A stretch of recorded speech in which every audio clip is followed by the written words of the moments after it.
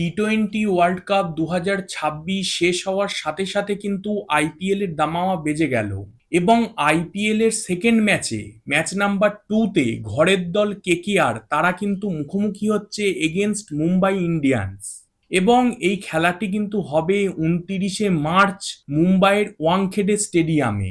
এই স্টেডিয়ামটা অন্তত প্রথম ম্যাচের জন্য মুম্বাই ইন্ডিয়ান্সের পক্ষে কিন্তু পয়া নয়। তো কেন পয়া নয় বা কেকেআর এর আদার্স যে ম্যাচগুলো আছে সেগুলো কবে কোথায় হবে সেই নিয়ে এই ভিডিওতে তোমাদের আপডেট দেব। তাছাড়াও সিএসকে, আরসিবি, এমআই এরা কবে কোথায় ম্যাচ খেলবে সেগুলো নিয়েও আপডেট দেব। তো চলো ভিডিওটা শুরু করা যাক। Welcome to A to Z sports voice. তোমরা যদি চ্যানেলে প্রথম এসে থাকো তাহলে সাবস্ক্রাইব করে বেল আইকনটাকে বাজিয়ে দাও ফুটবল এবং ক্রিকেট সংক্রান্ত যাবতীয় আপডেট পাওয়ার জন্য।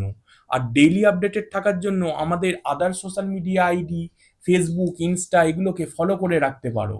নাও কাম টু দ্য পয়েন্ট। দেখো, যেমনটা বললাম যে কেকেআর ম্যাচ নাম্বার 2 তে মুখোমুখি হবে কিন্তু মুম্বাই ইন্ডিয়ান্সের, আর ম্যাচটা হবে 29 মার্চ মুম্বাইয়ের ওয়াংখেড়ে স্টেডিয়ামে।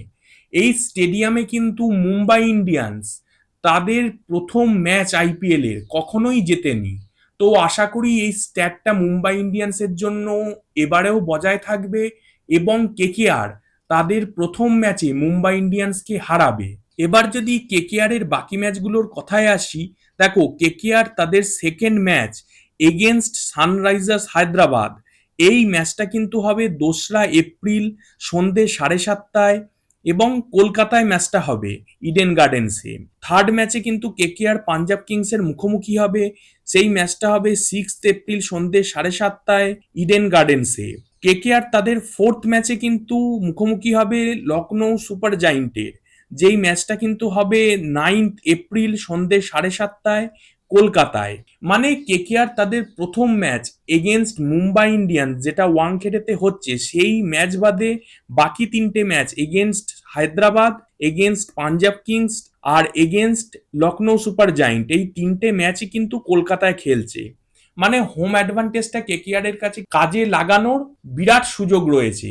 যদিও কেকেআর এর কিছু কি প্লেয়ার তারা কিন্তু মিসিং, তাদের রিপ্লেসমেন্টও এখনো আসেনি। রিপ্লেসমেন্টও দূর কি বাদ, ক্যাপ্টেনকে এখনো সেটাও ঘোষণা হয়নি, এরম একটা ব্যাপার চলছে।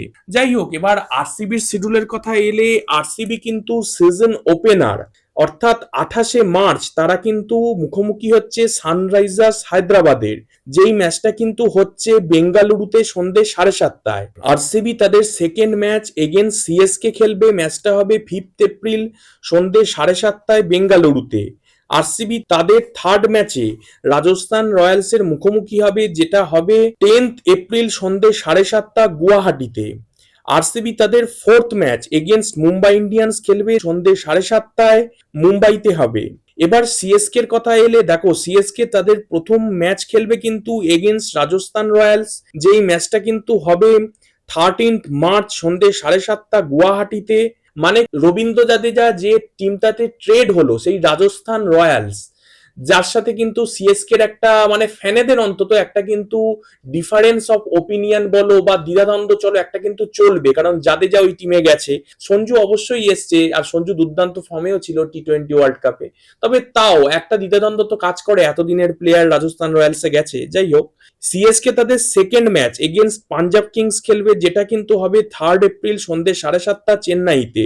সিএসকে তাদের থার্ড ম্যাচ সেটা কিন্তু এগেনস্ট আরসিবি খেলবে 5 এপ্রিল সন্ধে 7:30টা বেঙ্গালুরুতে।